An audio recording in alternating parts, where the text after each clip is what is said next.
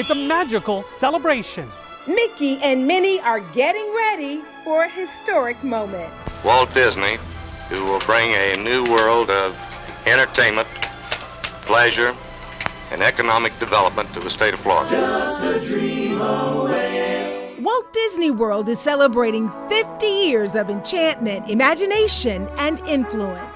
And we're taking a trip through time to relive what made the magic.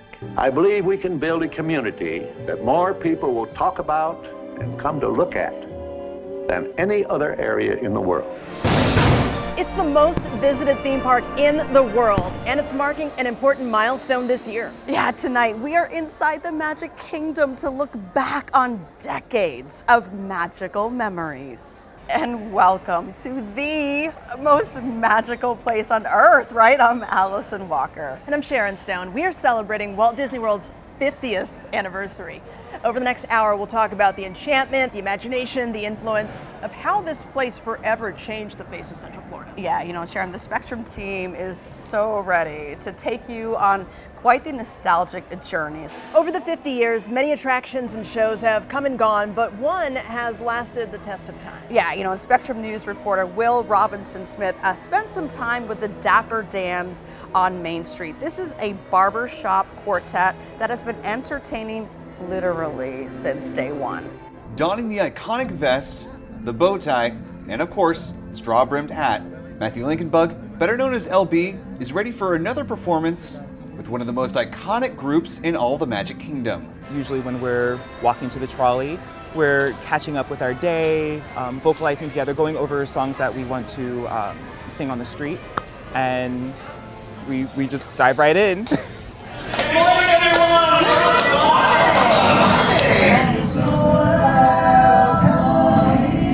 Corny jokes and a vast repertoire of barbershop tunes are just some of the hallmarks of the iconic Dapper Dans of Main Street. These tight harmonies can be heard up and down Main Street, USA every single day, allowing these four fine fellows to describe themselves as the best barbershop group in a 2-block radius. But getting to be a part of this unique group of singers, well, that's no easy task. If you ask any Dapper Dan, their path to this stage is always different. And for some, like LB, honestly, I'm just playing myself, my goofy self.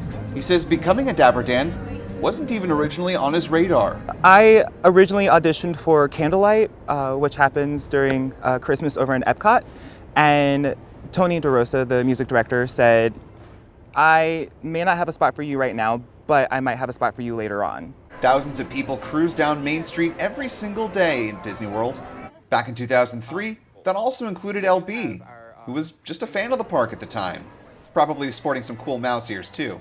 But when he finally got to join this iconic quartet in 2017, he said it changed his life forever. It's amazing just to be able to be a part of, honestly, a small group of guys that span over 50 years.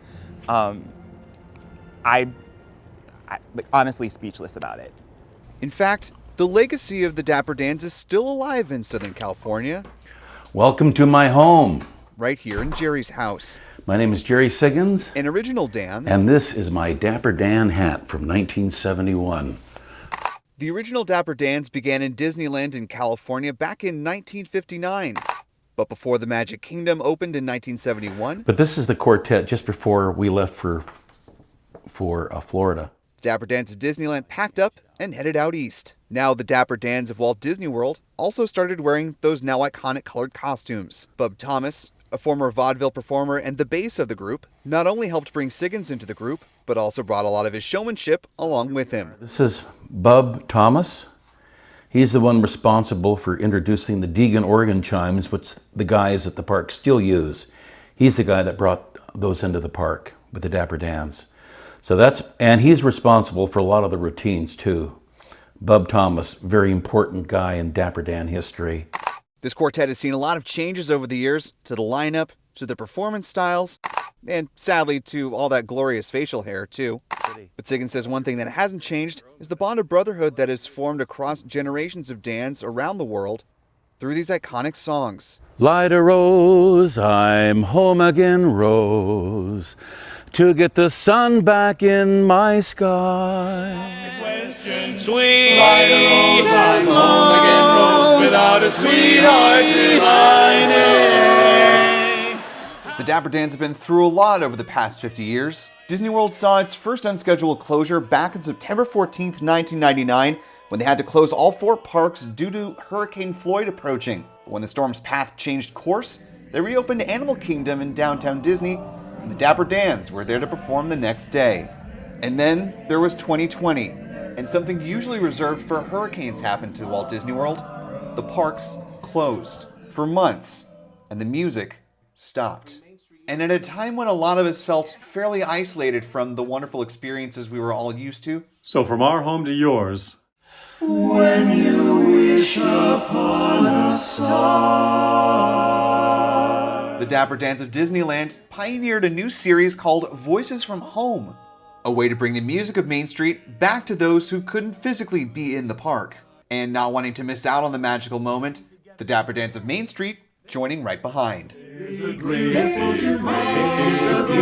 tomorrow, just a dream away. We wanted to promote a brightness. We wanted to say that there is hope in the future. And I honestly think that was the absolute perfect song for that moment. Tomorrow, and tomorrow's just a dream.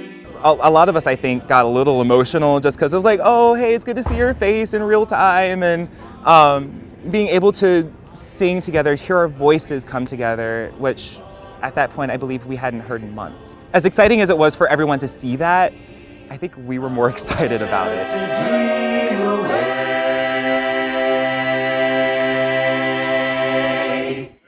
LB says that's the real magic behind the Dapper Dans. Not just the singing and dancing and playing the Deegan organ chimes that entertain so many people, but the fact that they can uplift spirits and inspire those young and young at heart. And I want to put out that energy that I got when I was little, and I want to inspire everybody to go out and chase their dream and try new things, explore, be open-minded, because you never know what passion you're going to find from that. While Sharon and I are mingling with Mickey, he'll be here hopefully in a second. Tammy Fields and Greg Angel, they are on International Drive right now to show us just how big of an impact Walt Disney World is making.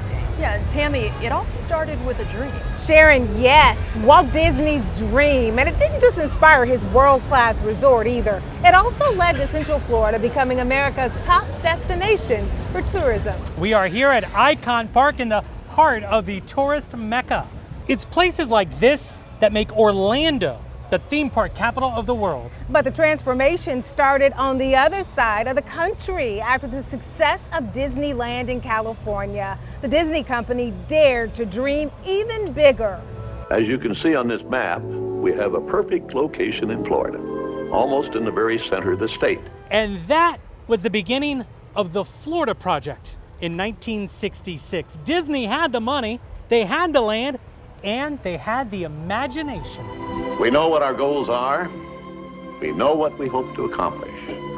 And believe me, it's the most exciting and challenging assignment we've ever tackled at Walt Disney Productions. That was the beginning of a permanent transformation for the Sunshine State.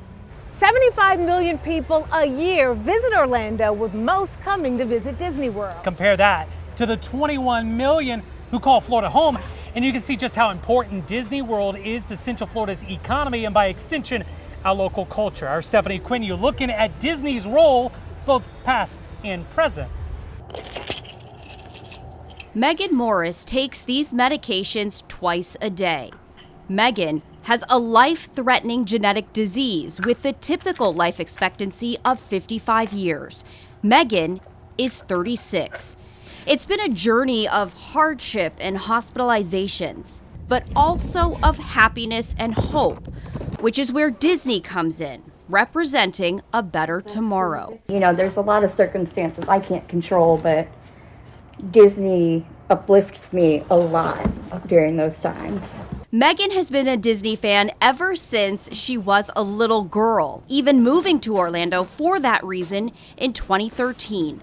She eventually started working at Disney before leaving for health reasons, taking us along her daily route under the banner. There's something magical that happens when you drive under it, at least for me.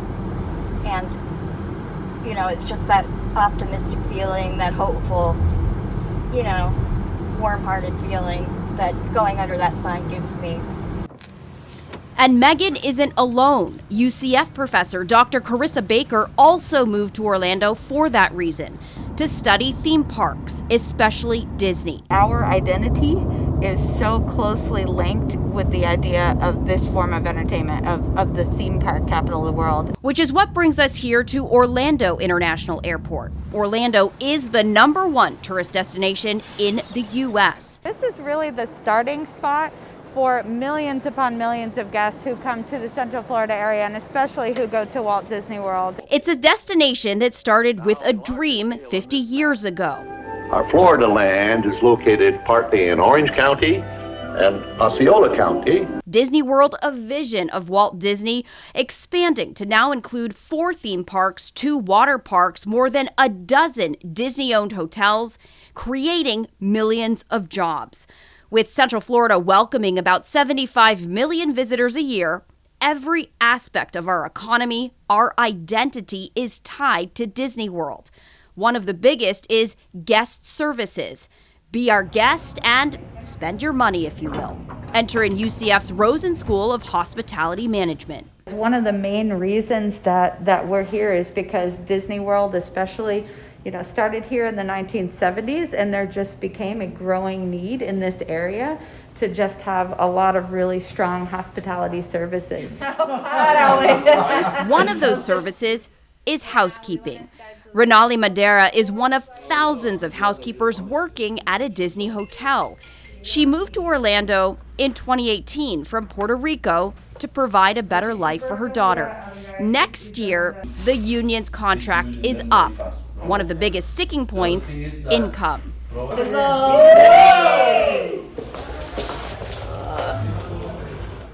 of them, they say they want more wages, obviously because, the life in here is expensive, and I have a lot of coworkers, they are single mother like me.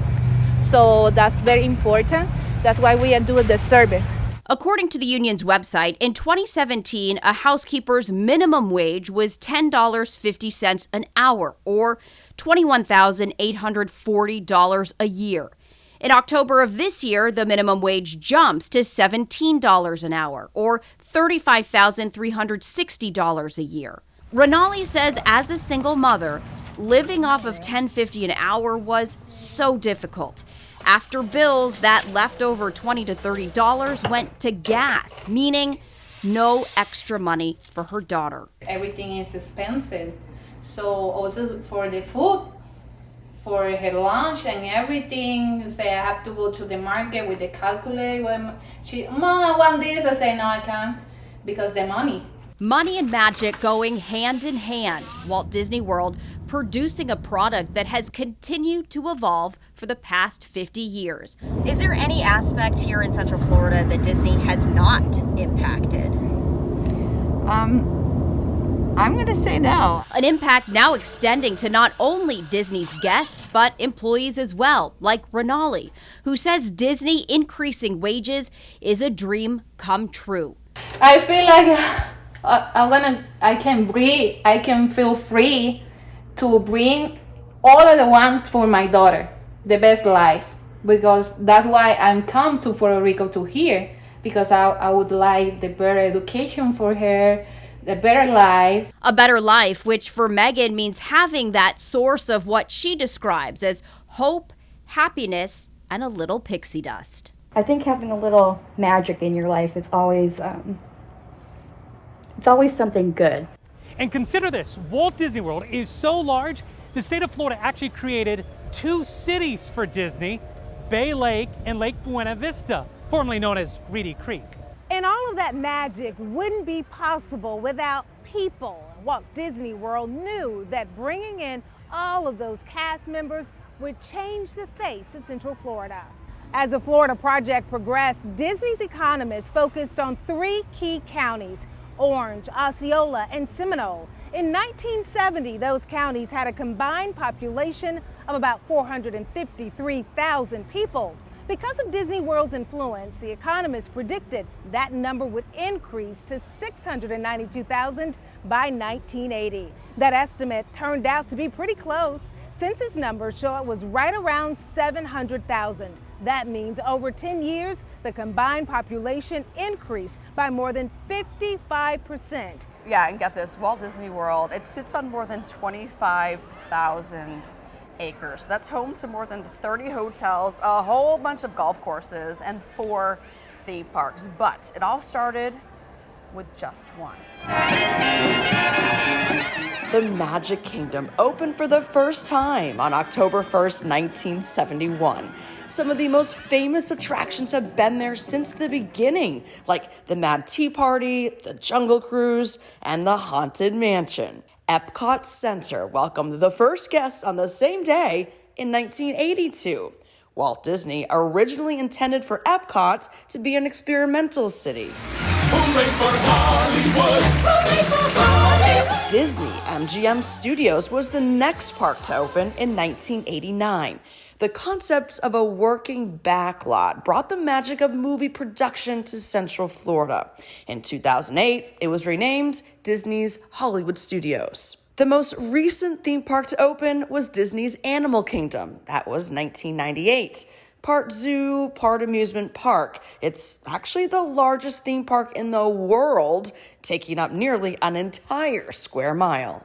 So over the course of Walt Disney World's 50 years of being open, many employees, we know, they've come and gone. All right, so some enjoying, though, long, just storied careers. Yeah, but just a handful of these park employees have been here from the very beginning. We are talking 50 years of hard work. We're going to introduce you to one special Floridian who is still maintaining the magic. Pam Nelson's Disney career is like a fairy tale. And her once upon a time started at the most magical place on earth 50 years ago. So I was here for opening day and working in the costume tent. The building wasn't finished, and so, which that was exciting because none of us knew anything about the costumes, including the cast that were coming to get them. Today, Pam is sharing part of her world, taking us behind some of the closed doors where the magic happens. This is where some of the costumes are created, including special designs being saved for Disney World's 50th celebration. When you're trying to come up with a character or a correct theme for an event, it's racks and racks and racks. Pam has seen so much change here since day one, including her duties at Disney. She's held several positions, but none really felt like work. I've done, several different things, but I haven't had any job that I did not love. Now Pam works at the Disney Event Group, where a team designs and develops plans to make Disney dreams come true for groups. We have the best creative team anywhere in the world. I mean, they never cease to amaze me. As the world of Disney revolved around her, Pam has always made time to stop and smell the roses, so to speak, through the years. You are in an elite club. I don't think there's too many that are. Nope. Does that mean old? No. No. Yeah. Pam knows one day the tale of her Disney career will come to a close. I do think about it. I don't know when that will be, or until they decide to kick me out, one of the two. Until then, she'll keep documenting her story. That's my 10-year, and then it works around the room to my 45. And you can add another milestone to her wall of accomplishments. 50 years of magical memories at Disney. And she knows when the time comes, her story will end happily ever after. And we just keep getting bigger and better. And with no plans to retire yet, Pam says it is still challenging and fun to work for Disney, even after all these years. On this wall is something I almost got fired for doing. Crazy idea. Remember this? The controversial cake castle that towered over Disney's 25th anniversary celebration? We found the man who almost lost his job over that creation. Plus, this is the key to Walt Disney World. This will open any door that you have when you go out there. Now that is VIP. How the first ever guest to the Magic Kingdom remembers that special day. Yeah, and of course, you do not want to miss more moments, we're calling them, from right here at the Magic Kingdom. So keep it right here. Disney 50th. Enchantment, imagination, and influence is just getting started.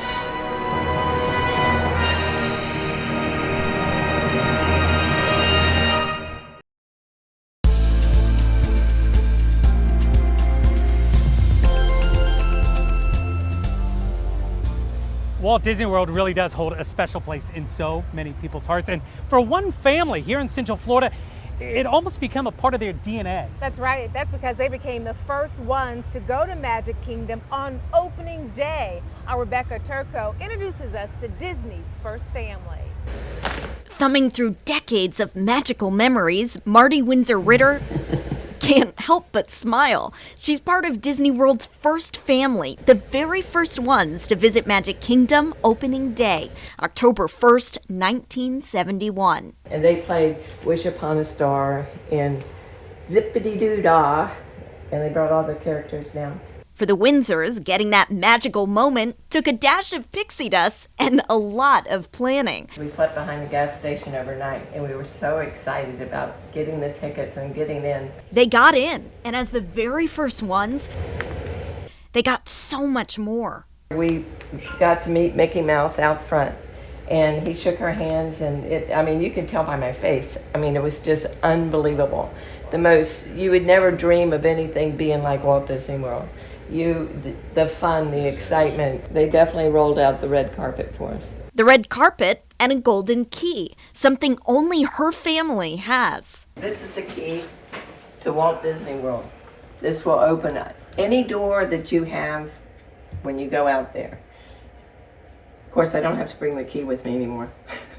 All she does is show this pass, a lifetime golden ticket to Disney World for her and her family.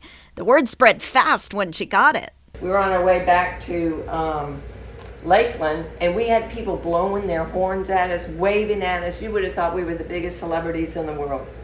And we were. The fun didn't end there. Disney put them up for the week. Her two sons, toddlers then, remember bits and pieces. Meeting all their characters was the exciting thing back then. Do you remember any of Because the music? seeing them on cartoons and then they're in real life. For Marty, even 50 years later, the Disney magic lives on. Marty Windsor still visits Disney often and plans to go back for the big Magic Kingdom anniversary. Wow, what great memories for the Windsor family. But Greg, they were just one of many of the visitors that day. Yeah, more than 10.7 million visitors to Magic Kingdom in that first year. Over the past 50 years, attendance has steadily grown. In 2018, more than 58 million people visited the parks. In all, Spectrum News estimates more than 1.5 billion people have experienced the magic of Walt Disney World. I'm a curious person. He says that curiosity almost got him canned. Yep, he's the guy who came up with the Cake Castle. That's just one of the Disney adventures he shares. And later, she was just a little girl when she witnessed Walt Disney World's very beginning. Kind of makes you wonder, was I supposed to be there? Seriously. What a former Florida governor's daughter remembers about that fateful day.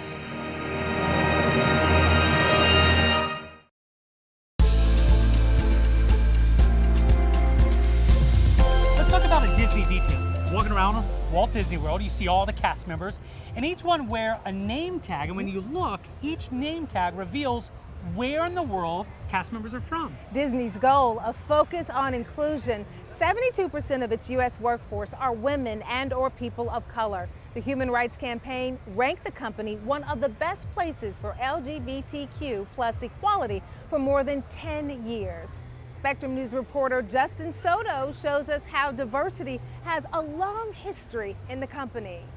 With this new inclusion now, guys can wear nail polish just like me. Disney cast member Gene Torres' creativity is on display. As well the tattoos. Now we can show the tattoos as long as we can cover it with a hand. He's comfortable expressing himself thanks to the new Disney look implemented earlier this year, part of the company's new inclusion key. Torres is a local 737 Unite Here union organizer alongside his co-worker Sophia. We are serving people on Disney property, housekeeping and food and beverage employees. because we're going to negotiation next year. In Torres' car, his pal Stitch is always along for the ride, a Disney character who he identifies with. He was kicked from the universe, so he went to the Earth, and he arrived from Hawaii, and he found Lilo, and Lilo became to his family, pretty much. And then when I was 17 years old, I get out of the closet, and then I get kicked out of my house. So, and then I found friends that they helped me, and then they became my family. Rollins College English Department lecturer Ann Zimmerman says Disney's inclusivity message is clear in rides like this one. They want visitors to feel safe and accepted. We've seen that in It's a Small World, and now they're moving that to the cast members. Sharing with her undergraduate classes that Disney also leaves room for interpretation. Never bother me anyway. There, okay. So, what do you think? Is this a coming out song, a ballad? She doesn't come out for years. She has no idea how to interact with people. She's terrified when she does. That might just start to seem like a narrative that could be understood by people in the LGBTQA+ community. Disney's new key is welcome news for Zimmerman. The addition of a fifth key, the key of inclusion. That inclusion key absolutely supports everything that I'm teaching about Disney and what I feel like the students are saying. Down the road at UCF's Rosen College of Hospitality, Professor Ronald Logan's office is Disney Living History. On this wall is something I almost got fired for doing. Crazy idea that we made work, and that picture ended up being on just about every magazine in the entire world. With memories from 4 decades with the company around the world, most recently as Executive Vice President of Live Entertainment. Love variety. I'm a curious person. Those memories are also on video to show his students, including his start in the 1960s. Right there, snapping my fingers. With this list of entertainment in the archives, Logan says Disney's prioritized diversity and authenticity from the beginning. Katzenberg was the one that would be a stickler about Pocahontas. If you had Pocahontas, you had to have at least 1/32 Indian blood. Watching and holding history brings back the best memories. He did it really to challenge us in the long run in regard to being as right on as we could. That commitment to inclusion inspires Torres, who's since reconnected with his mom and showing her Disney for the first time. She was so excited. She wanted to take a picture of everything. After bullying growing up in Puerto Rico, he knows he can express himself at work because of Disney's mission. If Disney didn't do that in their company, probably I didn't feel as comfortable that I feel. Building Disney World didn't just take millions of dollars, several years, and thousands of people. How some extra magic was needed to seal the deal in Central Florida.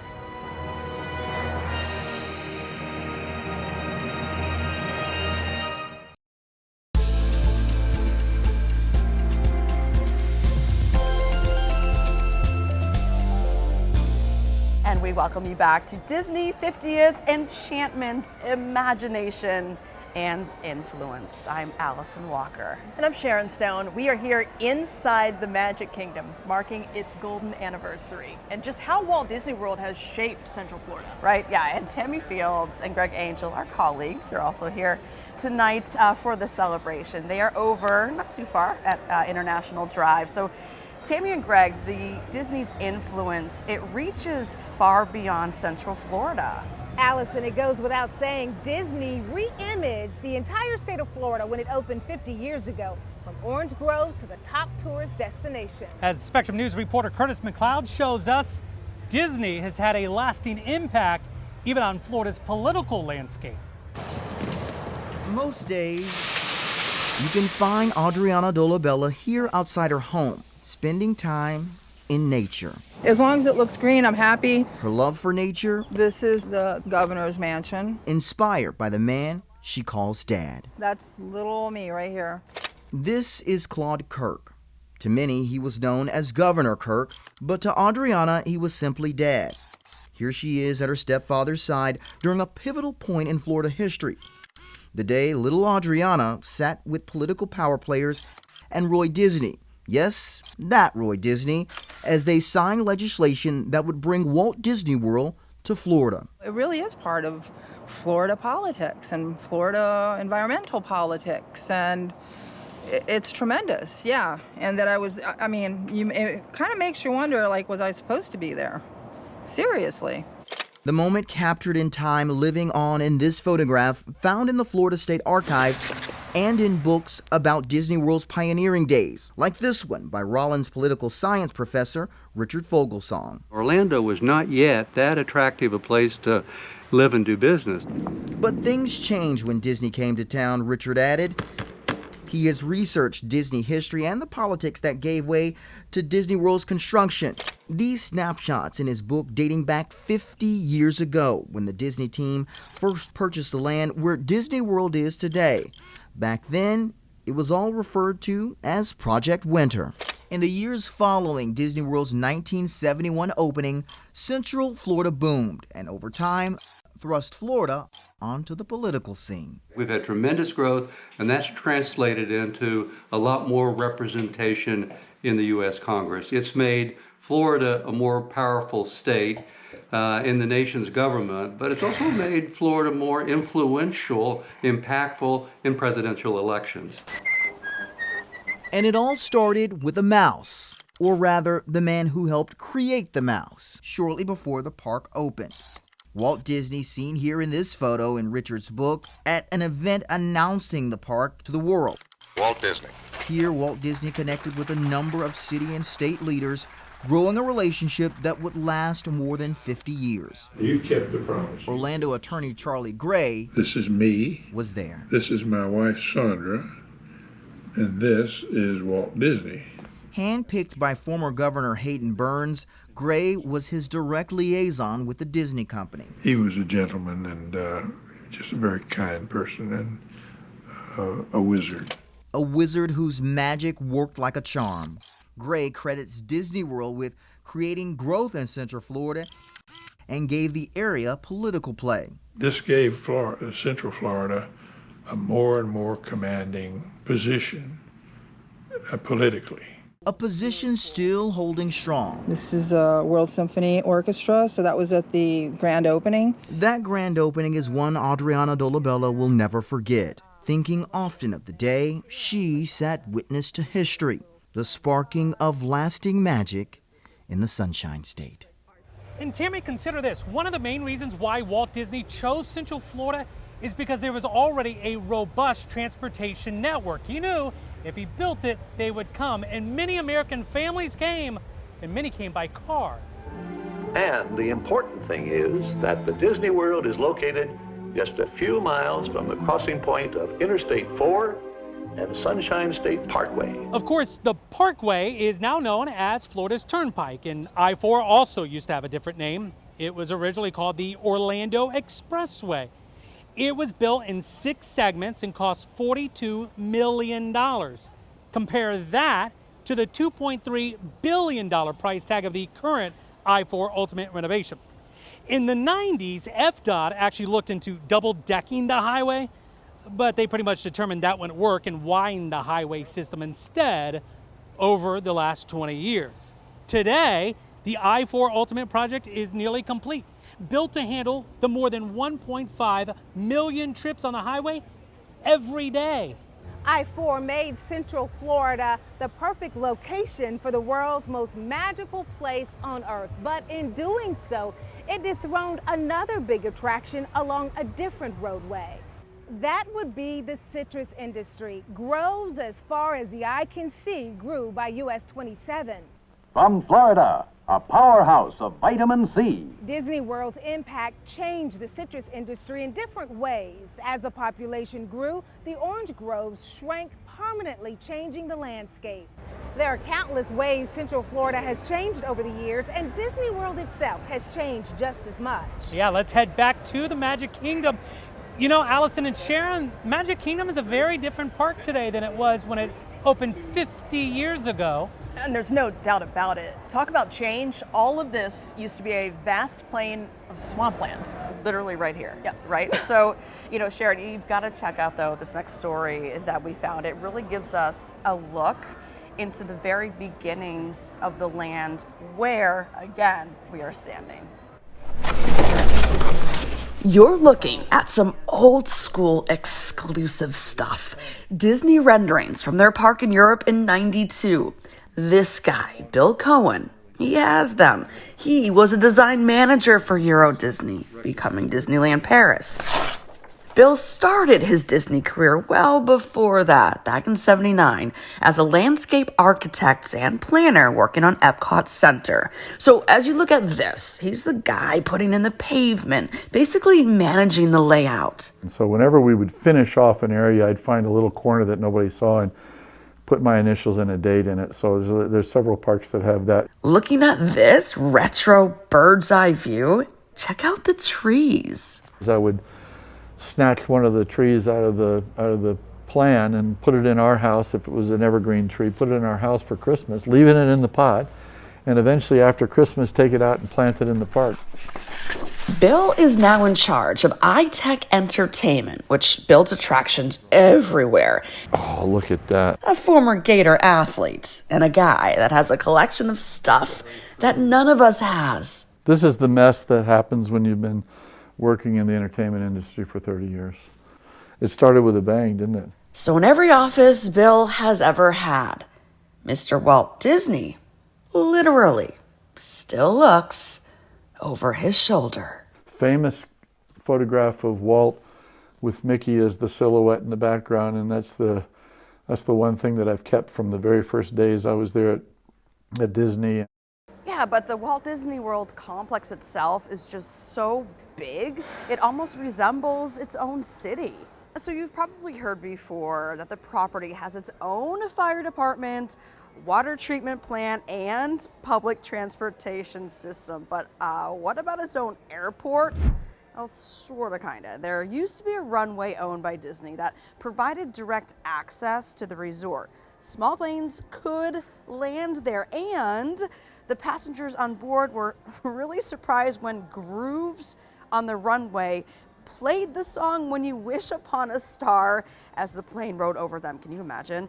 But that hasn't happened since the 80s. No longer an airport. The landing strip now serves as a parking and storage lot for Disney World. And that being said, another piece of history is still intact on property. Look at what we spotted. That right there, yeah, that's Walt Disney's personal plane. So the Grumman Gulfstream's what it's called. It now sits in storage. It's just north of Animal Kingdom. You can see it all in fence there.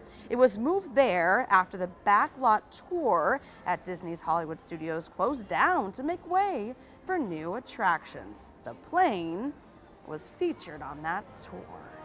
And they're coming to a place that really makes a difference in the world. And it's a side of Walt Disney World you don't always get to see. What this preservation program provides for the Central Florida environment.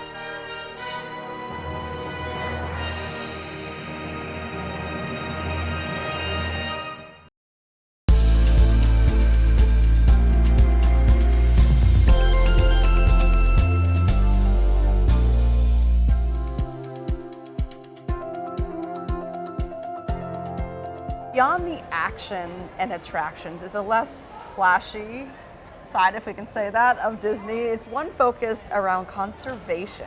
Well, Spectrum News reporter Julie Gargata looks at their mission and the program's impact on our community.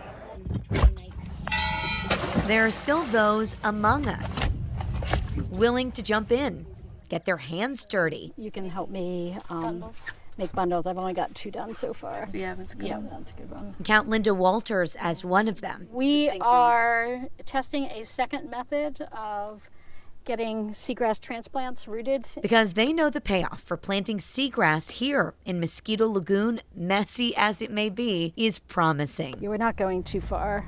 It would take about 2 or 3 minutes to get there. What do we have? Do we have a... We got a manatee. Manatees are hugely important to the region for ecotourism and just because they've always been here. Walter says 900 manatees died since January, starving for seagrass. So her team cruises the estuary. Paul Sachs doubles as captain and cataloger. Yeah, mapping to show where we're putting these trials so that we can come back and check. We know where to look for them when we come back to check them. And when it's not seagrass, it's oysters. That small project here, actually funded by a big name, here. Hope y'all have a good one today. Walt Disney World. Nowhere is the company's commitment to conservation more central than at Animal Kingdom. As guests learn about animals, others like veterinarian Dr. Scott Terrell care for them. I try and come out almost every day and see a different part of the park. The park's huge, and so it's hard to walk the entire park every day. It doesn't mean he doesn't try. But they're also coming to a place that takes incredible care of the animals that they see here, and they're coming to a place that really makes a difference in the world. Some of those efforts, as the company shared this video with us, manifest in solar farms that blanket Central Florida. 11,000 plus acres of Disney's Wilderness Preserve. Need one more, it doesn't have to be a big fragment. In the work of organizations like this, supported by Disney Conservation Fund dollars. Since 1995, the fund has funneled $100 million to support nonprofits. But back in the estuary, there is more work that needs to be done. You put the bees mat at the north end of that? I didn't know how much I'd come to love Mosquito Lagoon. The work brings them closer. Some, like Sachs and Walters, closer than others. Married almost for 29 years, and we've been doing field science one way or another for even longer than that. They hope the grant money, like they get from Disney, keeps flowing, so their work saving habitats can keep going. Hopefully, get more people, learning how to do a good job restoring the place and help make a real difference here. Even before Walt Disney World welcomed guests all those years ago, they set aside a large chunk of land, 1/3 of 40 square miles, for wildlife conservation. That land is now home to its own assortment of animals, and it serves as a stop for more than 200 species of birds that migrate. It's an awe-inspiring show, and this is your last chance to see it. The grand fireworks finale before Disney debuts a new nighttime spectacular. Stay with us. There's even more Disney 50th, enchantment, imagination, and influence headed your way.